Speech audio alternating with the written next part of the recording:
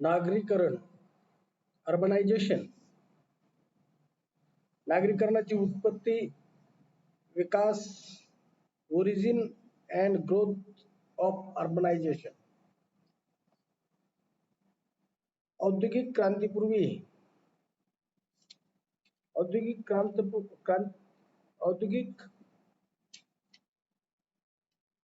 क्रांतीपूर्व काळातील शहरे, प्राचीन काळातील नगरे, प्राचीन ग्रीक शहरे, प्राचीन रोमन संस्कृती,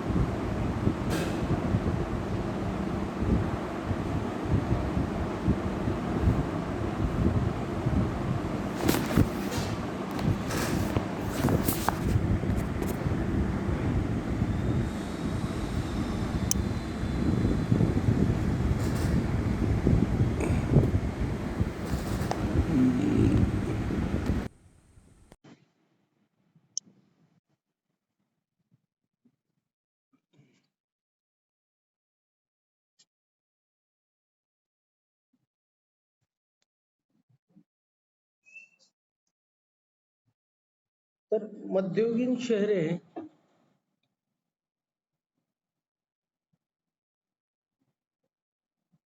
प्रबोधन काळातील नगरे, औद्योगिक क्रांतीनंतरच्या काळातील शहरे, भारतातील शहरे, ग्रामनगर सीमांत क्षेत्र, नागरी केंद्राची श्रेणी, मध्यवर्ती स्थान सिद्धांत आणि नागरी वस्त्यांचे कार्यानुरूप वर्गीकरण. हे कुठे रे? हे चार्जिंग लावा बघ ते कुठे.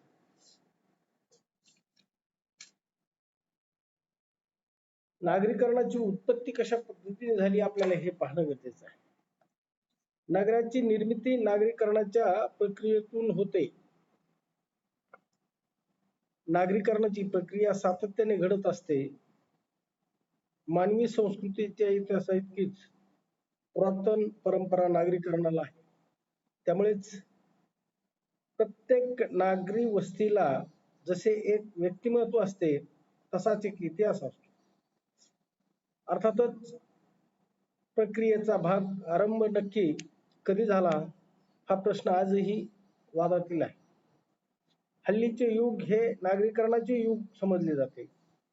भारत, ब्राझील, संयुक्त संस्थाने आणि ऑस्ट्रेलियातही लोक खेडेगाव सोडून शहराकडे धाव घेत आहेत. खेडेगावचे रूपांतर नगरात, नगराचे शहरात व शहराचे विराट विशाल महानगरात होत आहे. प्रमहानगराची संकलित नगराची निर्मिती ही लोकसंख्या स्फोटक स्थितीने द्योतक आहे. मोठ्या प्रमाणात होणाऱ्या औद्योगिकरणाची ती अटच असते. त्याशिवाय औद्योगिकरण पूर्ण होणे शक्य नाही. शांघाय, न्यूयॉर्क, टोकियो, लंडन इत्यादी महानगरात स्वीडन, ऑस्ट्रेलिया, पोर्तुगाल यापेक्षा जास्त लोक राहतात.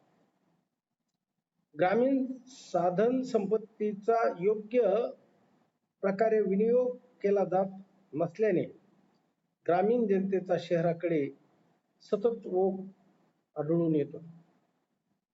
मानवी लोकसंख्येचा बराच मोठा भाग जेव्हा शहरात, नगरात राहू लागतो, जेव्हा शहरात राहण्याकडे लोकांचा कल वाढतो, त्याला नागरीकरण असं म्हटलं. नगरातील सांस्कृतिक पर्यावरण मानवी विकासाला पोषक असते. सतत विचार करणाऱ्या मानवी मनाला त्यामुळे अनेक आव्हाने दिली जातात. नागरीकरणाद्वारे सामाजिक जीवन पद्धतीतील क्रांतिकारक बदल व्यक्त केला जातो. नागरीकरणाचे दूरगामी परिणाम सर्वत्र दिसतात. ते नगराच्या क्षेत्रापुरते मर्यादित राहू शकत नाही. आजूबाजूच्या ग्रामीण क्षेत्रावरही त्याचे परिणाम होतात. नागरीकरणाची प्रक्रिया सतत सुरू असते. तिच्याशी संबंधित असलेले अनेक प्रश्न अजूनही सुटलेले नाहीत.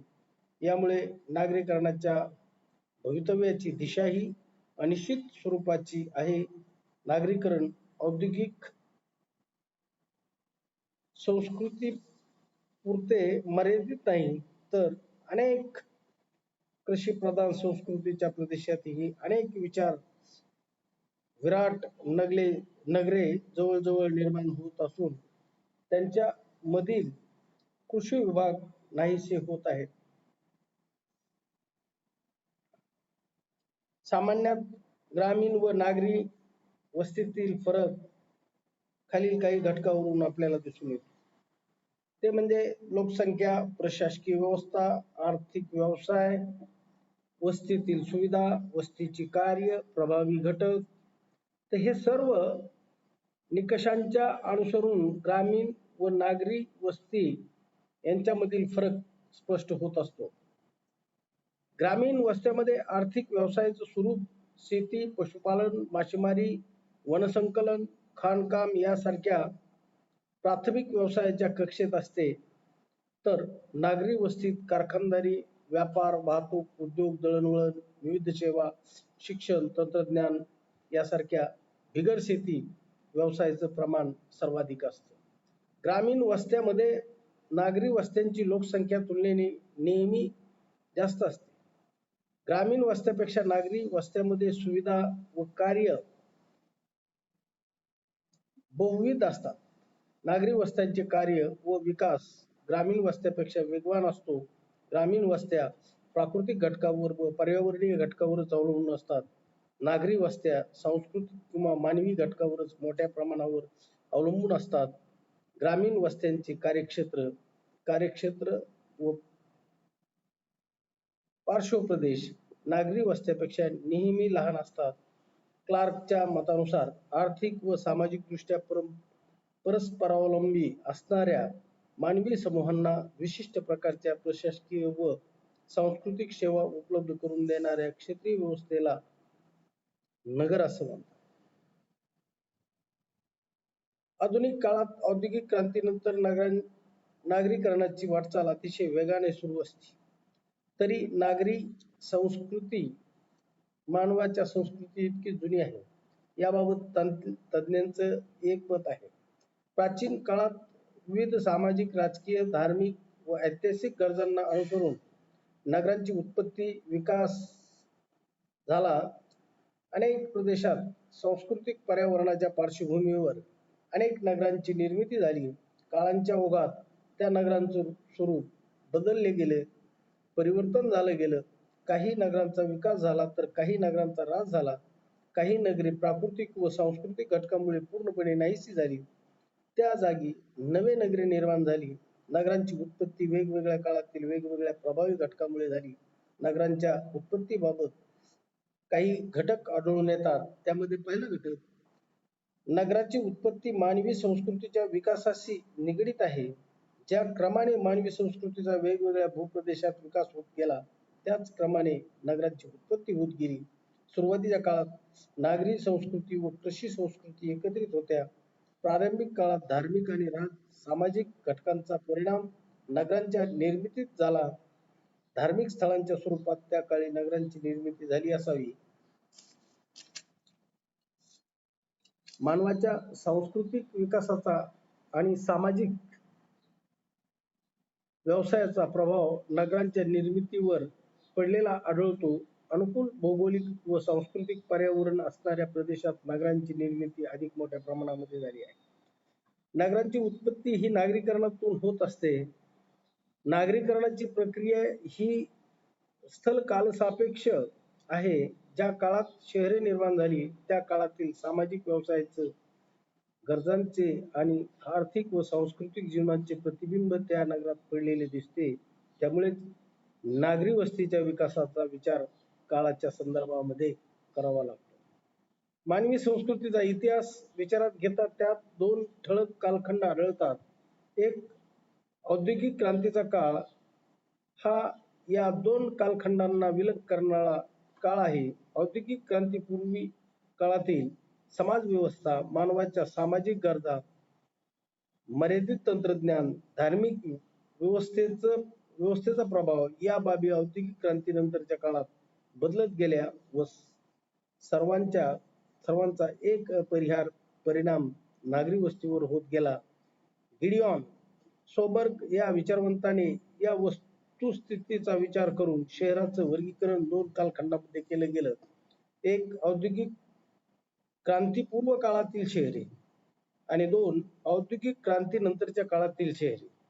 औद्योगिक क्रांतीपूर्व काळात हा सर्वसामान्यपणे नागरीकरणाच्या प्रारंभापासून 18व्या शतकाच्या अखेरीपर्यंत मानण्यात येतो. 18व्या शतकाच्या अखेरीस औद्योगिक क्रांतीला सुरुवात झाली. त्यामुळे नागरीकरणाचा दुसरा कालखंड सामान्यपणे 19व्या शतकाच्या सुरुवातीस होऊ शकतो. औद्योगिक क्रांतीपूर्व काळातील शहरे. औद्योगिक क्रांतीपूर्व काळ खूपच मोठा असल्याने त्या कालखंडाचे उपविभाग पाडण्यात आला. प्राचीन काळातील शहरे. इसवी सन 1000 पर्यंतचा काळ. मध्ययुगीन काळातील शहरे 1000 ते 1500 काळातील आणि प्रबोधन काळातील नगरे 1500 ते 1800 पर्यंतचे. प्राचीन काळातील नगरे मध्य पूर्व आशियात मानवी संस्कृतीच्या विकासाला सर्वात प्रथम सुरुवात झाली.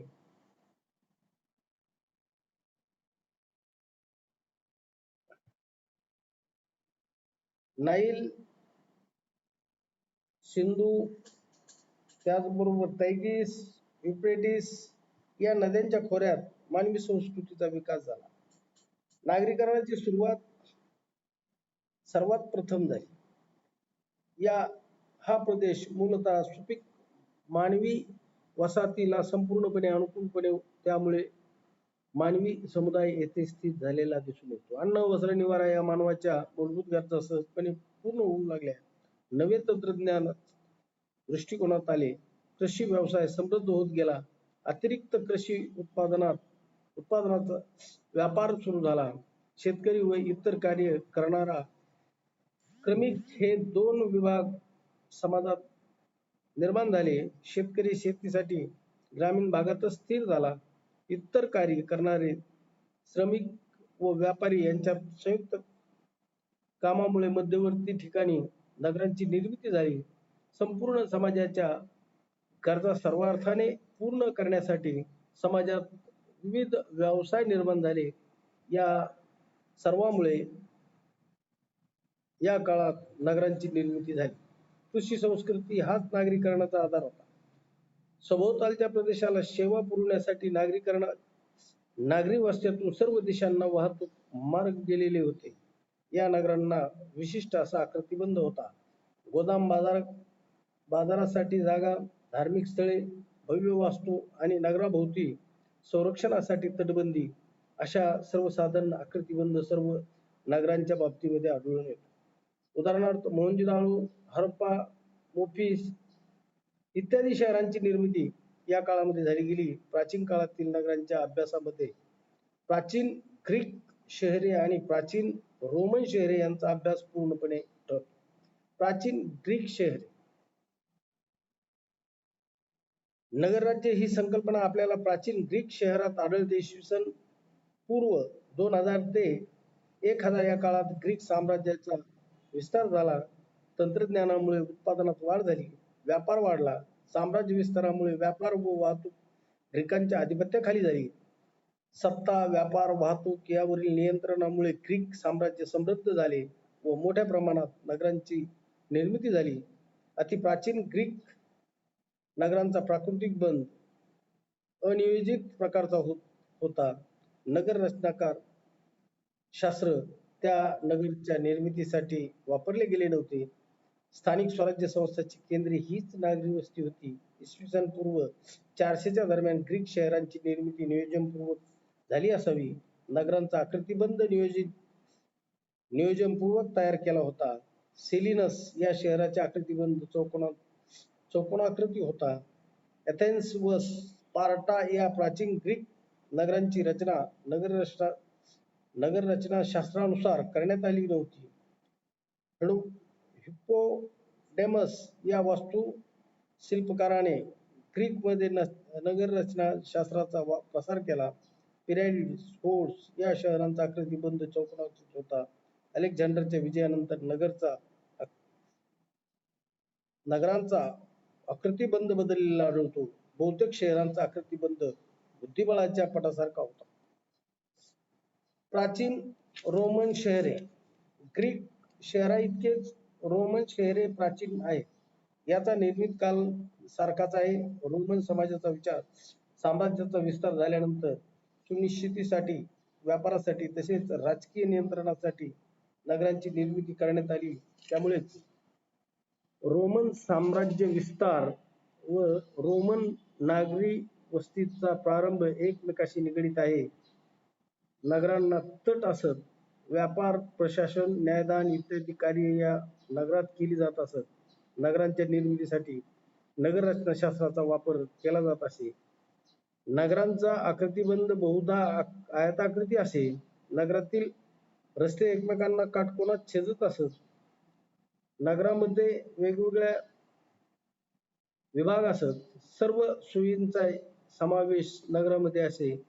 व्यापार व संरक्षण दोन प्रमुख हेतू नगराच्या निर्मितीमध्ये असल्याने नगरे नदी किनारी, सागर किनारी, पर्वतीय प्रदेशात वसवली जात. रोम आणि अलेक्झांड्रिया ही महत्वाची प्राचीन दोन रोम शहरे आहेत. ट्युरिन, कोलन, लंडन इत्यादी शहरे प्राचीन रोम शहरासारखीच आहेत.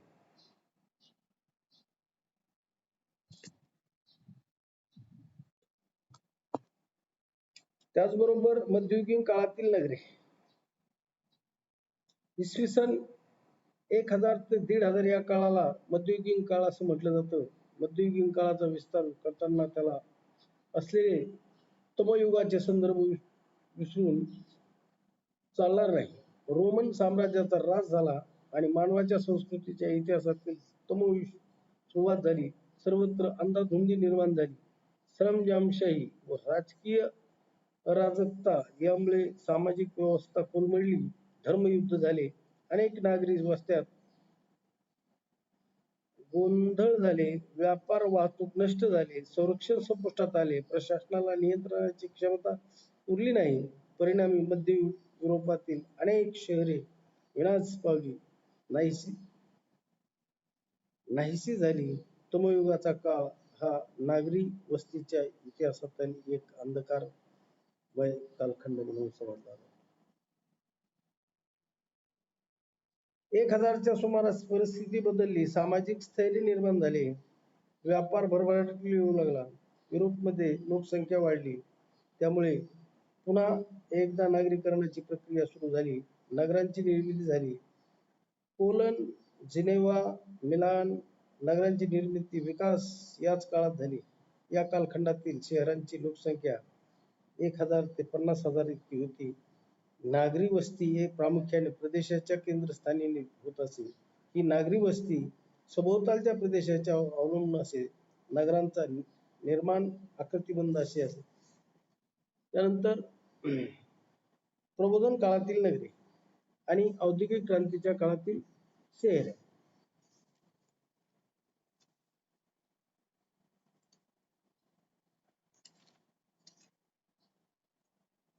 नागरिक केंद्राची श्रेणी.